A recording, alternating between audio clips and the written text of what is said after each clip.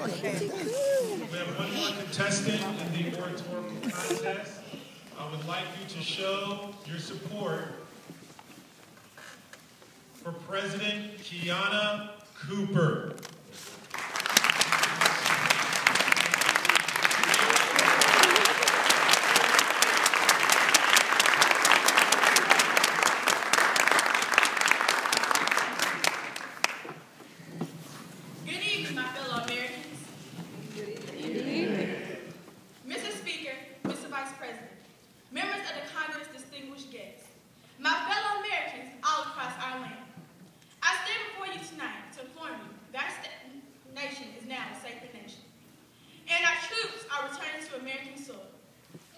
This war was not an easy task. We lost many troops. However, we worked as a united front to get the job done. My purpose tonight is to address the State of the Union. I will address healthcare, education, and foreign policy. We are a strong nation, and for us to continue to strengthen, we must tackle some of our issues. For years, our employees have been asking more with less. The difficult reality is that pension costs and healthcare costs have dramatically increased and has simply created a benefit system that is simply unstable. 42 million people in America do not have health insurance. They must pay for the health services in full. I will propose a universal health care that covers all Americans. I will request the House of Representatives to pass a bill that provides small businesses a health tax credit to ensure they can provide affordable health insurance for their employees. I will propose that a portion of a business health care cost is covered so they may provide lower premiums for their employees. I ensure hospitals are held accountable and they will report the health care costs to a appointed government agency.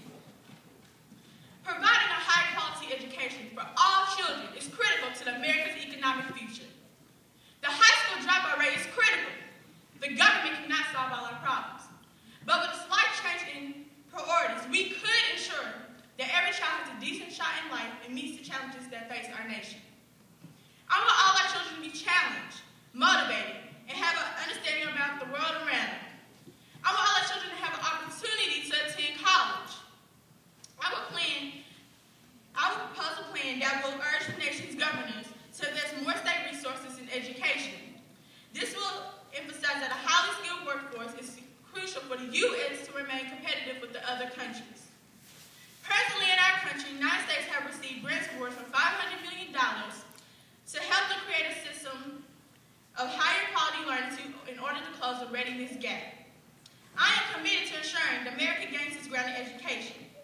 I will work to ensure that we have the highest proportion of students graduating from college. I have mandated that all 50 states have a requirement to continue educating a child through high school. I have proposed to the Congress to remove no child left behind. No child left behind just as teachers. And children are being taught to the test, and now what they can learn are learned from creative teachers.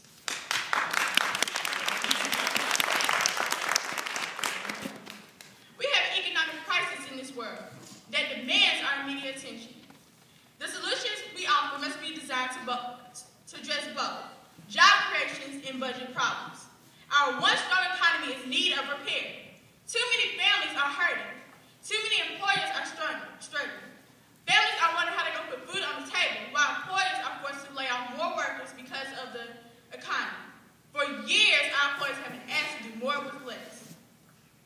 I have proposed a package that has been sent to the Congress that will focus on building our economy. I will begin to rebuild our infrastructure by building roads, bridges, and buildings. Small businesses will have greater access to loans. Companies that invest in America will receive incentives for creating jobs. Companies that take their businesses overseas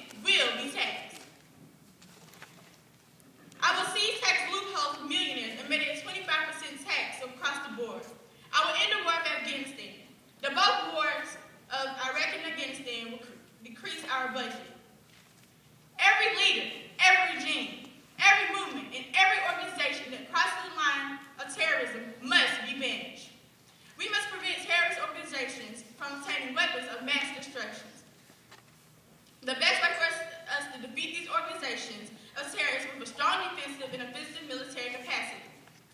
The security of our country is protected through the U.S. military, the best in the world. Putting some real bite to the NATO will also be one of my administration goals. I am also committed to ensuring the safety of American people through my proposed security plan. This plan will help secure our homeland against terrorist threats. I am introducing a joint task agency force who will work on local and state governments and will focus on developing emergency plans against terrorist threats.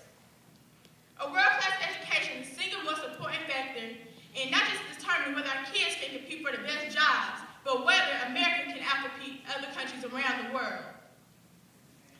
American business leaders understand that when it comes to education, we need to step up our game. According to the organization Economic Cooperation and Development, the U.S. is only ranked 14th in reading, 17th in science, and 25th in math. That's why we're working together to put outstanding education within every reach. Providing a high-quality education for all children is critical to the American economic future. Our nation's economic competitiveness and to the path to the American dream depends on providing every child with education that will enable them to succeed in the global economy that is predicted on knowledge and innovation. We must use the best educational strategies of other countries and catch up. We will continue to use the Common Core standards that require students to use high level of thinking. Our children will be moved from being test prepared to actually mastering the materials. Despite economic difficulties, America remains one of the wealthiest nations in the world. In 2011, according to the per capita gross domestic product, we were ranked 7th highest in the world. We are the largest trading nation in the world.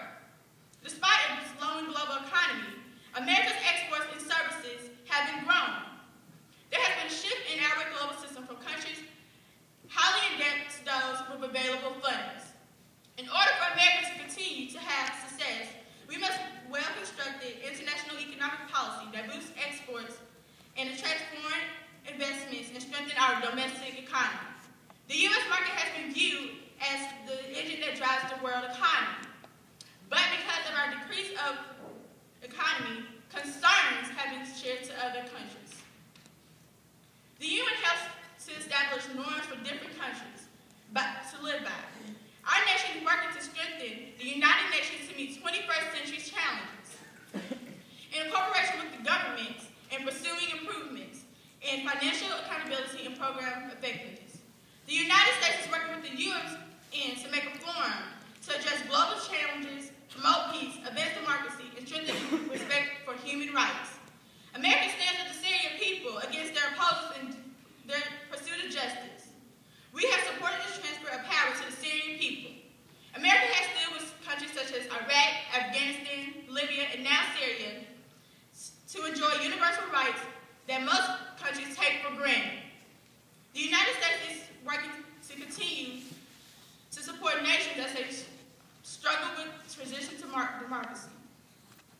Our country was built on dreams, beliefs, perseverance, and challenges. As a country, we pursue our love of liberty, justice, and hold to the democratic way of life. Our country is great and a mighty nation. America has and continues to rise and challenges to make our nation a better nation. When I was elected, I campaigned on the promise that I would change this country and create a unionized nation. We can put these actions into place, America. Change is here, America. Change is here. Thank you. May God bless you. President Kianna Cooper, representing the Baptist Church in That's tough. At this time, we are going to quickly transition to our debate contest. We will start with our individual extemporaneous debate between Ms. Daphne Morrell and Ms. Alexis Kirkley. The results of the oratorical contest will come later when we announce the winners of the other competitions. As the judges transition to the tables, I will prepare the stage for the next debate. If you could bear with us for about 90 seconds.